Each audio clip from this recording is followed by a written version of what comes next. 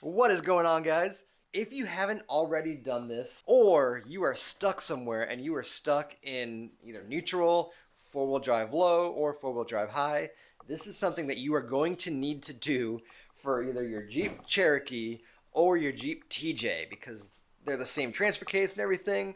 So if you are struggling with your transfer case shifting, then this video is for you. Grab onto this shifter handle and it is just floppy, it is wobbly, it is seemingly not connected to anything because there's a little bar that goes across that is probably rusted out, it's broken off, or anything like that.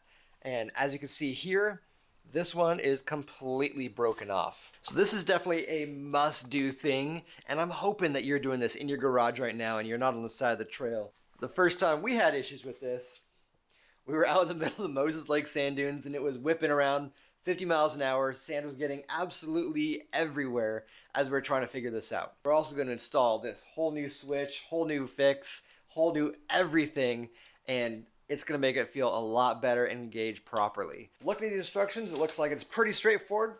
Remove the entire assembly that is already up underneath there. All those rods, all the bushings, get rid of everything until you have just the lever on the shifter and just a lever on the transfer case.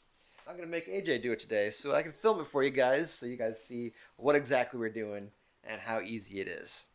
Since this one's already broken off, we're just going to pry it off and we don't actually need to remove it. So we're going to jump underneath there and we're going to show you a little bit more what's going on. We're going to lift it up. It's going to give us a little more room so we can lay on some creepers. Chock those rear wheels, and we are going to be shifting the transfer case into neutral, which means disengaging all of your wheels, which means the whole vehicle will roll right on out. So chock up those wheels and lift her up.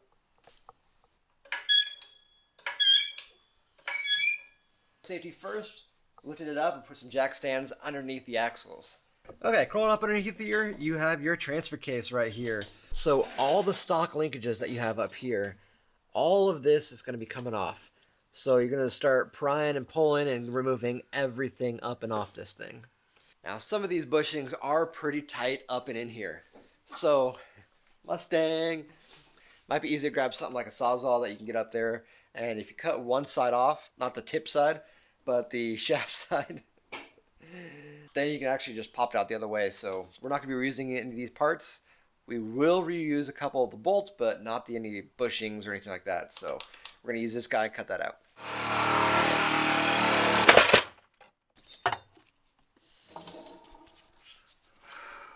I don't really know what Chrysler was thinking with this, but someone thought it was a good idea. On here, we're going to have a few different holes on the transfer case side. And per instructions, it says, try all 3 holes. See which one you like best. On this one specifically, because it's colored, we're going to use the stripes on the transfer case side, and then the stars are going to go on the lever side. All the linkages off, you're going to be using a 9/16 socket, or if you have a ratcheting wrench, it's going to be helpful to get the lever off the transfer case side. Go ahead and point at it. You point at it. Alright, start cranking on it.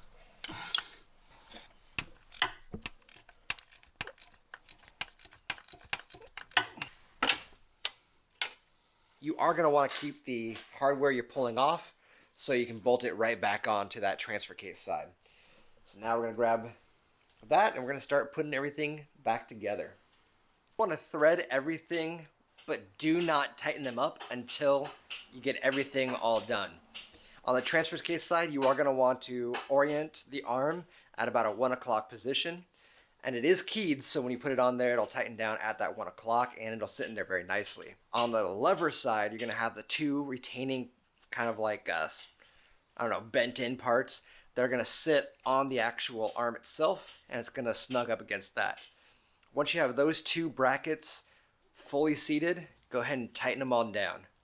And then we're going to adjust the length of that rod that goes between them. So then when you put it in those transfer case in and out, it's going to go in very, very nice and smooth for you. Okay, now that we have everything all back together, test it out. See if it works. What do you think? Feels like it shifts pretty good, so. You see that enthusiasm in his voice? Yes. No, it's going to be much better trying to fight that when you're in a sticky situation, trying to go 4 high, 4 low. This Yeah. is definitely a much more solid construction. So Why did they didn't do that in factory?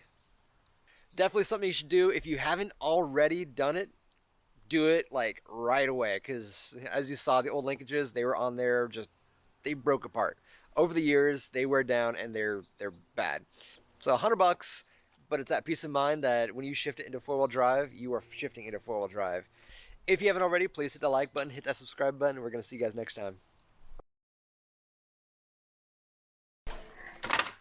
Oh, lights, camera, action. Okay, so